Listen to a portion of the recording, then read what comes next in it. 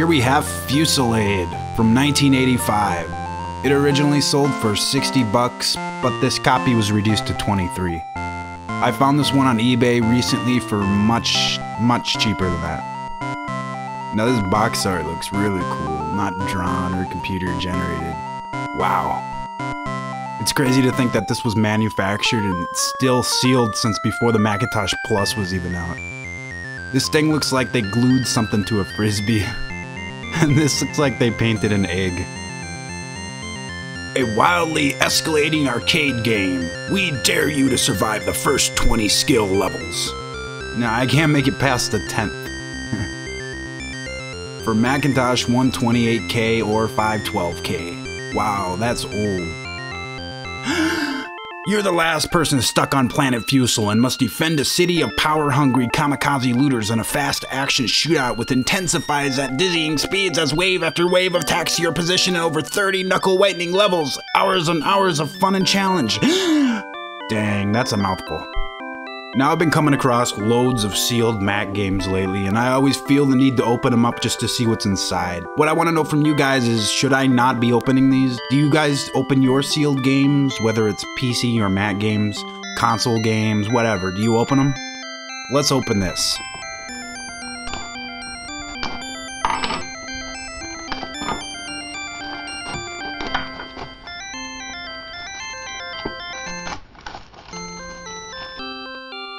Ew, nasty.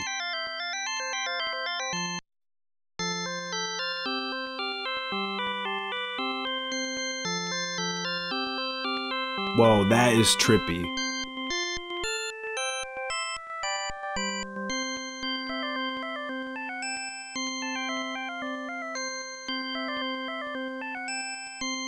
Wow, they don't make them like this anymore.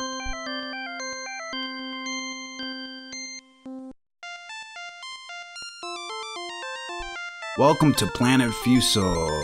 Gameplay, scoring, keyboard controls, neat.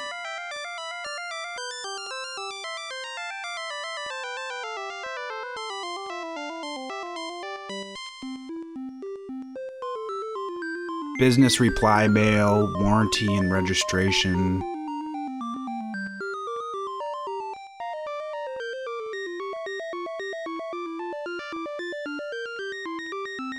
And the disc itself.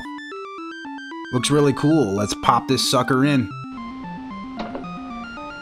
What's really cool about this game and most of the earliest Mac games is that it boots right up into the game. No messing around with the Finder or double-clicking apps. It was convenient. Fusillade is a simple game. You've got to control this ship, which you can move in any 4 directions. You've got to blast the waves of aliens that are trying to get at the 8 jewels in the middle of the screen. If they grab one, they'll try to carry it to the edge of the screen and capture it. If you shoot them while they're holding the jewel, they'll drop it and it'll slowly float back to its spot. The higher the level you're on, the slower it floats back. After each wave, your health gets refilled depending on how many jewels, or as the game puts it, how much planet power is left. Full life for all 8, half power for 4, and so on. Your energy does drain slowly each level, and with full power, your ship can get shot 5 times or crash into enemies 3 times. So you're not pathetically weak in this game. Each bad guy you shoot's worth 3 points, and if you rescue a jewel from being stolen, it's 1 point. Every 200 points, you get a new jewel. If the enemies run into each other, they'll either bounce or blow up. If they blow up, it's 3 points, nothing for bouncing. Now, I've had some problems with the controls in this game, more specifically the mouse controls. They're incredibly sensitive, which makes it so you're always in motion, and for me, it made it too hard to get anywhere in this game. The keyboard controls are also weird. I'm used to controlling movement with my left hand and firing with my right. These controls are opposite of what I'm used to, so unless I spend a lot of time with this game, I don't think I could get used to them. I did find a solution though, the Xbox 360 controller.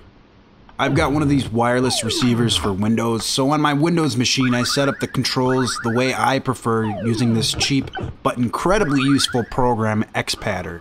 It's only 10 bucks and well worth it. This game performs great in Mini VMAC and it handles perfect using both sticks on the Xbox 360 controller. Just make sure you set the emulation speed to 1x though, because it'll run insanely fast. I gave Fusillade 3 stars out of 5. It's tons of fun. It's got that early 80s arcade gameplay that you really don't have to spend a lot of time with. Just pick it up and play a few games. It's great. I could imagine there's people out there that could get insanely great at this game, but I'm not one of them. It's cool to have a copy of this game for my collection, but I doubt I'll spend a lot of time with it.